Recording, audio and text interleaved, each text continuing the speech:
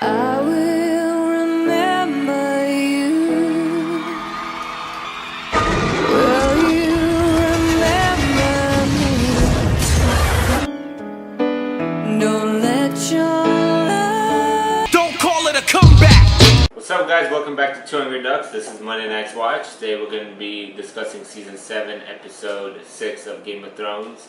I'm very excited to see what happens. This episode is like a typical Episode 9 that I usually get from a 10 episode series. So I have John on my left, on my right, and I have Blake on my left. My name is Oleg, and let's get started. So the first thing we're going to talk about is we're going to talk about Winterfell. The drama that's going on between the Starks, Littlefinger. Fake as shit. They're fake as shit. They're playing that man. Arya's playing that man so hard. She's playing Sansa to play that man. You think so? I think so. I don't think so. I think the shit's going deep. You know what made me realize it? I was sitting there and watching it for the fourth time, and I was like, you know what? If I had a fucking book bag with a bunch of masks in it, you know what I'd be doing? Not walking around doing sneaky shit, wearing my own face. I think that he's currently like he's playing them, but eventually I think Bran is gonna step in. You think? Because Bran knows all, sees all, He's still good. and Bran's gonna be like, "Look, you guys are fools. He's playing you." Boom. See, I'm so worried Bran gave Sansa a cold reception because she does something sneaky down the road that he doesn't like. I feel like Arya is gonna like. worry about that. I feel like she knows Littlefinger's gonna do something shady. Oh, she knows. She knows. So like she's prepared for it. I think she's going to outcat and mouse this man. I really see it coming. I really see her, and I think that's why she gave the dagger to Sansa, because in the scheme of her plan, literally she's going to move the pieces around to where it's going to be Arya has him down. It's like, okay, Sansa, you have that dagger I gave you, right? And it's going to be, what? Oh my God, I do. Why am I holding this right now? Oh Jesus! Ah! And then maybe she'll stab him. Maybe she won't. I don't know. Maybe my predictive theory on how Littlefinger dies will come true. Maybe it won't. All we can say is time will tell. Time will tell in Winterfell. Either way, his days are numbered. So Yes. Littlefinger's gonna die. Which really disappoints me. I think you're right, and that's what it disappoints me. Disappoints you? No, he gets to die. It only disappoints me because I really wanted his death to be like within inches of the Iron Throne, because he is the architect of the Game of Thrones. He is. What I need to see for justice is to see him get so close, to be so excited, to be so close to his climax of epic glory, and then all of a sudden he gets Rick on in the back. I see it the other way, like him, like going, pulling the strings this far, like this long, and then failing miserably. Yeah. Like having the game flipped on him, which I think is gonna happen. So I think that's just more of like a bittersweet ending. Well, also he loves fucking Sansa. He loves her mother. Yeah. So him dying by a Stark's hand is also like Bittersweet. yeah. So no matter how he goes, it's gonna be like, well, he's gotta go. Well, Like being killed by a lady, like he's only loved like Stark. Yeah. Yeah.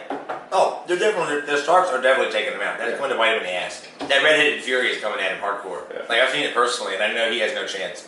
So, but I want to see how that leads to the event though, because from like the interactions that Arya has with Sansa, like Sansa doesn't trust Arya. No, And terrified of her. Why should she? Why should she? And then so like why would she just randomly take this fucking dagger and stab Littlefinger when that was not even like a direction, or it wasn't even hinted at in their conversation. That is foreshadowing. Her handing her the dagger is going to be symbolic of what happens later on. Her giving her the dagger means she will at the end have the choice of whether to kill Littlefinger or not. Because that's the one thing Sansa hasn't done yet. That's the journey she has not taken yet. Yeah. And that's something that Arya knows all too well. So that, as her sister, is going to bring her onto that level with the other Starks. Because Bran, I don't know if Bran has killed people as other people, so she is the only Stark. Yeah. Exactly, she's the only Stark. So has done it. So she's going to get her red claws, and we're finally going to get that speech, that clip I was telling you guys about. That clip where the lone wolf dies while the pack survives. Yeah. It's going to be the two girls united over him dying. And I think you're right. The game's going to flip. It's going to be that though. That's the scene I'm seeing. Alright, that video. Well, That being said, let's go on to the wall. North. The North. The North. So that's pretty much what this whole episode was about. you're going to make me stress Two again. dragons being dead, shit like that. Well, You should You got a zombie polar bear. First, before we get to that, we gotta talk about Tormund Oh, we gotta talk about and the Hound's conversation, which is MVP. probably one of my favorite conversations in the entire series. Yeah, you like talking about dicks, huh? Two sides to the same coin. Exactly. Very funny. No, and it was great because everything about it had the comical misunderstanding of two guys from fucking opposite sides of the tracks. It had these two big gruff motherfuckers trying to, like, for all reasons they should not be talking together. Right. But one loves Brienne and the other Brienne like beat the shit out of, so it's kind of great. God, that line, like, it was equally purposeful. It was like, Yeah. Brienne, you know Brienne fucking talk. I haven't yet, but I'd like to. And they was like, we're gonna make little monster babies and take over the world. I was Great. like, oh. Love it.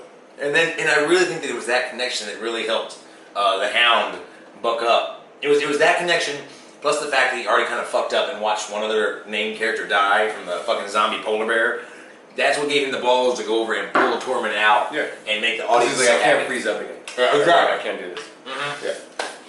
Well, I was real glad to see that. I was glad for that good recovery moment because he's flinched at fire so much. It's like you gotta start making some progress. Yeah. I think this was a good first step as we're getting ready to go to the home plate here. But Don't you think it's kind of weird? Like he embraces the fire god even though he's scared of fire, and like he didn't really question him this whole season. It was just like, okay, I saw something in the fire, and I'm just gonna go with it. I think he's just kind of going along to get along because he's a guy who's seeing is believing, and one of the few miracles he's seen has been Beric Dondarrion coming back. Yeah. So them coming back into the fold and kind of bringing him in, I think he's aimless, and that was the direction he's going. He doesn't necessarily believe in the Red God, but he believes in what he saw with this man, and that's why he's still there. Exactly. Which, speaking of him, I was shocked he was still alive. Like, I really thought he was either going to die or give his life for somebody else, but he is still alive. And that's what really scares me about Tormund being the MVP, and that because the entire episode he did have kind of an Obi-Wan Kenobi sort of like talking to Jon. It's like, death is the enemy, we still have to fight with this, blah, blah, blah. Yeah. In this episode, they took away his shield essentially because now his priest that revives him is dead. So this is his last life, and I was like, he still. I feel like he still is going to sacrifice himself for someone else, which actually For is just Jon. For the greater good. it would be for He's Jon. probably gonna be alive until like the final battle against the Night King. He's probably gonna do something like heroic and crazy during that final battle. You know, like his last life doing something. Well, I just thought of something. You know, I'm gonna have to bring it up later because we're not there yet. But I just thought of something that connects some dots. Well, another thing that I didn't really like was Benjamin's appearance. That was like kind of weak. That was great. No, he just like showed up for 2 seconds. He and has was to. like, Like that, that makes it perfect right I know, there. but it's At like, the same time, when he gets off the horse, he reveals his mask. He lets Jon know, it's me, I love you, but we can't. You have to go. There's only 6 more And episodes. Jon Get the hell out of immediately here. understands. Come with me. No, there's no time. Okay, I love you, Uncle Vision. Rides off. Boom. Perfect. Yeah, right. There was And he didn't know there was time. no time. Yeah, They just gave get him on the time, horse, dude. You would have the whites all over him. fuck that. No he just way. got on the horse. No. Yeah. He's right there. He got swallowed up like real quick. He didn't even fucking fight. No, it was Did perfect. you see his weapon? He was screwed, dude. There's no way you're fighting. That's what an army I'm with that. saying. They literally just ran him over. He literally had time to get on the fucking thing and kept going. No, there was no time because Jon Snow was in that water, dude. He was dead. Like if that horse was weighed down with 2 people, he would not have gotten there nearly as quick. Exactly. That was the problem. That's what I saw the issue was. In fact, his weight would stop that horse from getting there. But what I get what you're saying, the fact that it was too quick, is it's one of these moments that you do wish they could afford a few more seconds for in the scheme of everything. Like again, Jamie and Tyrion's interaction comes to mind because you could have spent literally like 15 minutes on that scene and they could have acted the fuck out of it, Yeah. and I would have just been dying in my seat like, oh, thrones. But I wasn't because it didn't happen, and it's just one of several scenes that have just been skipped because of the short order of things. But in that note, those dragon glass weapons are no joke. I mean, like they were like holding up they were basically gutting them like they were humans, and then they would drop. Yeah. As soon as you stuck the dragon glass to them. But, yeah. Alright, so when they ran to that island. Dragons now. Mm-hmm. Surrounded. That drove me a little nuts. The Suicide Squad surrounded. I mean, what would you think was going to happen if that wasn't a possibility? Like, they're surrounded, and all of a sudden they start marching them. They wouldn't have survived. That was like the only option. Well, that's what I'm saying. But And Benji couldn't have done shit.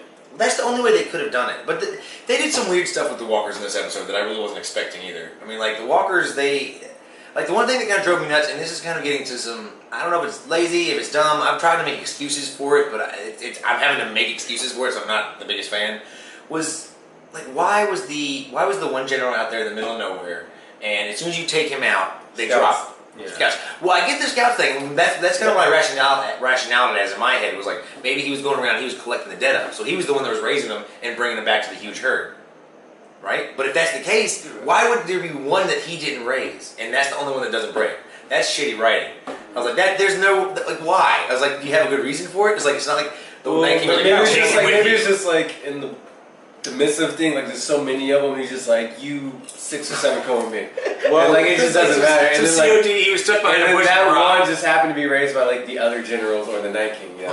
I mean, well, the reason was because look what happened. They were just wandering around in the snow, just like aimlessly wandering. No, man, so they have to make an encounter and turn it in order to progress the story. And that's why they kind of just showed up. They wouldn't want. Why would you want to run into like a horde? Because if you run into a horde, you can't take one of them away with you, right? So it has to be a small group. So what do? They go out there and they kill Smokey the Bear in the middle of a snowstorm. Yeah. And then what they do? They light a bunch of forest fires. When his rangers come out, they jump them. And that's when they got their white. They could have got their way if they ran into a whole fucking army. That's right, but that's what I'm saying. But that was the stupidity of the mission in the first place. It's like you have to write that in and make. There's no way you can make an encounter like that believable. Right. For what we know about these creatures. Okay. And I'm glad they showed the thing with the battery. I was gonna fucking drop that as a theory, but it was the fact they are basically a pyramid scheme where he has to have so many before he can control a greater army. So basically, that's why he is taking this long. Is it took him this long to get enough generals to get that much control of the dead around him. And so that's why he's finally coming down. It wasn't anything crazy like this. And he's been collecting these guys since, if you read the books, like what, 12,000 years? Something like that? Something like that, yeah. Like in this one, it's just probably all Craster's sons. But in the other one, the Night King who took over the Night's Watch and then took the Night's Queen as his bride for like 13 years, he just made human sacrifices and stuff like that. Yeah. That was the first payment towards the Night King. He got those guys, brought them in, went out, kind of slowly harvested the wildlings and shit. And now, well, I'm getting into deep stuff right now. Maybe we have to cut something. Maybe this is something to cut. But thoughts. And then, of course, we have the fact that, well, we are talking about the wall. Well, maybe you want to do the battle? Well, I thought we were talking about the battle right now. But the actual fight, though. Yeah, let's bring it up. Let's talk. We got to talk about it at some point, so let's talk about it now. The Saren? Yeah. R.I.P. to the baby bro, the yellow baby bro. I mean, we really hardly knew him. That is true. Like, we hardly knew him, but it sucks seeing anything that fucking awesome bite the dust in an icy tundra, and just the gushing blood out of it. That's what hurt. It was that and seeing, like, literally the dragons of how they were affected by it. And that scream. That was great. Yeah. Like, when he's going down, and then you see, like, Drogon look up and scream, and then you see the Rhaegal over him screaming. Perfect. You gotta wonder, it's like, poor fucking Jon Snow, everything that man touches goes to shit. Rhaegal just booked it, right? He did. Because, like, yeah, after he hit the ice, you see Rhaegal kind of like... No, I'm out. Fuck you. Yeah, Rhaegal was almost flying after him. Like, yeah. Rhaegal get hit hard because that's his buddy. Like, he's been... Drogon's they were locked in a temple for however long. You know? Yeah. Chains. Yeah. They had their own, like, twin language and shit. Yeah. Like, they were saying shit behind in their dark, dude. Yeah, it's brutal. Yeah, they had some Valerian twist. She's like, what was that? Anyway. But no, very sad. And of course, he came back as an ice dragon. I thought story-wise it would make more sense and be more Game of Thrones if they took the dragon we liked away first, but I'm happy Drogon's alive. What can I say? Drogon's gonna be there till the end. Yeah, but it's not the Game of Thrones I know. It's not. It's not, and that's the issue. It's because right now it doesn't have the George R.R. Martin iron fist of cruel reality behind it. This is TV show produced. This is produced for TV for people who want the fluff and the stuff and the giant monster babies that conquer the world. It's just the way that it's going to have to boil down now. Because in all retrospect, a lot more people would be dead right now. That episode was very... Yeah. That was not a Game of Thrones episode 9 that I've seen. I mean, yes, yeah, if it was, like, only like 2 of them would have made it out. Right, and they're kind of like, well, we gave you a dead dragon. And I'm like, yeah. Like Jon and like Tormund, you know. Right? Everybody else would have died. But that's what would make my mind boggle. I was like, who are they going to pull here? Because I figured Beric was done. I figured Jorah was probably done. Jorah and Jon. Can I just take 2 seconds? Jorah and Jon, that Mormont Stark connection is like always coming in like shiny as fucking always. Yeah. So good to see that. Oh, and he offered him the sword right before they fight Whites, and he turns it down. Yeah. He's like, no, man, I want 2. I can use 2 hands better. He's like knifing the hell out of all these guys. Yeah. But anyway. The last part we have is predictions of what we think is going to happen in the finale and the seasons to come. But for the finale, if you guys seen the previews, they're all gonna. Well, I didn't see Daenerys, so she might not show up there, but they're finally gonna show the White to Cersei, and that's how they're gonna get more eight more episodes because she's gonna be like, all right, fuck you guys, I don't care, and she's still gonna do whatever she's gonna do. Because if she was to be like, okay, I believe you, let's go fight, then it would really like end really fast. I think so too. Yeah. I think Cersei's gonna like see it and realize that the Night King killed one of the dragons, so she's like, I'm gonna let them deal with this, like destroy each other type deal. How's she gonna know that he killed one of the dragons? I don't think she's gonna know until because no one's gonna tell him. Well, I mean, word like that can get around, you know. Well, what I was thinking, Because like if you look at it like. I mean, we are time. She has like we are time skipping, and you have to think of like she does have some of like the people who bent the knee at her. Like one of them could be like, oh, like she only has 2 dragons now, and then like that can start whispering, and that can get around. Next thing you know, it's at King's Landing, and Cersei's like, they lost the dragon. right. But the way they ended it, they were still at the wall, right? Like they weren't. They were leaving. They were leaving. They were all there. So nobody knows that there's 2 dragons left because they haven't come back yet. Yeah, like I said, they're just leaving now, so that news is super fresh. But I mean, like if they're time skipping, someone's gonna probably say something and just gonna like, oh, by the way, you have 2 dragons left, without us like actually seeing that delivery. You know. You know what I like? In terms of time sake. Well, if I had to say, because time sake's the one thing I worry about. Because if they're not careful, they could literally just wipe out all of Cersei or all of one side, like right now, because they're all meeting. You never see this like Super Smash Brothers collection of characters like all in one place in this show. Like this is it. There's going to be a fight that's going to break out. And may I also say, I think we're going to get Clegane Bowl. Finally, Hound is taking that zombie there. Yeah. Clegane is going to show up. It's going to be great. And I think that you're going to have this, and it may even be like we're going to arrest you, my queen's authority. We're going to have trial by combat to see who gets to be queen of the 7 kingdoms. And you're going to have champions from this side and champions from this side. So imagine you got Jaime Lannister, you got Bronn, you got frickin' over here, Brienne, Jon Snow, the Hound. You have the Mountain over here. You have all these huge names. It's going to be like this huge... Jorah's over here. Yeah. You got all these people together in one spot, and you're going to have this huge fight break out. It's going to be chaos. It's going to be great. We're going to get Clegane Bowl, and then all of a sudden you hear a... Rah! And then it's like, you bitch, we called no dragons. And I was like... Bitch, that's not my dragon. They're at home resting up. And they're going to look at each other, and all of a sudden the Night King's going to fly over the corner, land at the top of the very dragon pit, and like, what's up, bitches? And he's going to rain blue fire down, kill half of them, and fly the hell away. And on his way back home, he's going to blow a hole through the wall with dragon fire, and then you're going to see the army of the dead slowly, like freaking Cupid shuffle their way over to the hole before they pile in, and we get an, oh, fuck, and a turn of the sign that says, yikes from the Hound. End season 7. End scene. Do you think we're going to see Sam and Bran meet up in the final episode? Yeah, because Sam's at the Winterfell, right? Yeah. And Gendry, is Gendry going to King's Landing? He is in King's Landing. In the Oh, trailer, right, he fucker. paused it. He's standing behind him. He's like looking at King's Landing. He's behind. He's behind John. I was kind of hoping he'd go to Winterfell. Like, he could do some Valyrian stealing stuff. He could do some freaking talking to Sam, talking to Bran, get a little Arya action up in there, maybe soften her corners a little bit. You know what I'm talking about? Mm-hmm. That's going down. Gendaria. Look for that. That's happening. Gendaria. Call in now. As everybody else probably is. Well, what are your predictions? Other than the fact Cersei's gonna try to swindle her way out of this little battle, say like, yeah, I'll be there, but not show up. Littlefinger's dying. Calling that. There is like at one point in the trailer though, when you see the Unsullied, obviously they get out of Casterly Rock somehow. I think they just march straight to King's Landing probably. I think that's King's Landing. Because like, I wasn't sure, because like, if you look at it, it looks like they're surrounding Highgarden, but that wouldn't make sense. That's what I thought too. I was like, what? But it looks like they're King's. It's probably like another gate or front of King's Landing we have yet to see, because we've only seen King's Landing from like the coastal side. We've never seen it from like the inland side.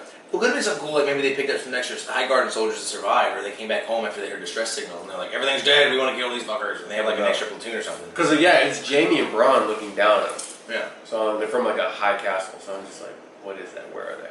I mean, there's nothing at Highgarden right now, right? They just took everything and left. Yeah, they took the food, they took yeah. the gold, like, there's nothing left at Highgarden, so that's why I think it's King's Landing. Like, Wait, so you have the Unsullied surrounding that area of King's Landing, and you have the Dothraki coming behind them. Where is that square located? If you've seen the trailer? I mean, in the preview. Dragon Pit? Dragon Pit? Yeah, where is that? The Dragon Pit is I think they would all closer march to the into- inland side of King's Yeah. Landing. Imagine if, because the way that the whole King's Landing set up, it's like 3 hills, one for each of the Targaryens. The Scepter Baelor was on this one, King's Landing's here, and I think that the Dragon Pit's closer to that one, right? Yeah. On the opposite Well, hill. because like if you remember You remember when, like, last season when Cersei's like looking out, she's looking at the Sept of Baelor? Yeah. Like, whatever.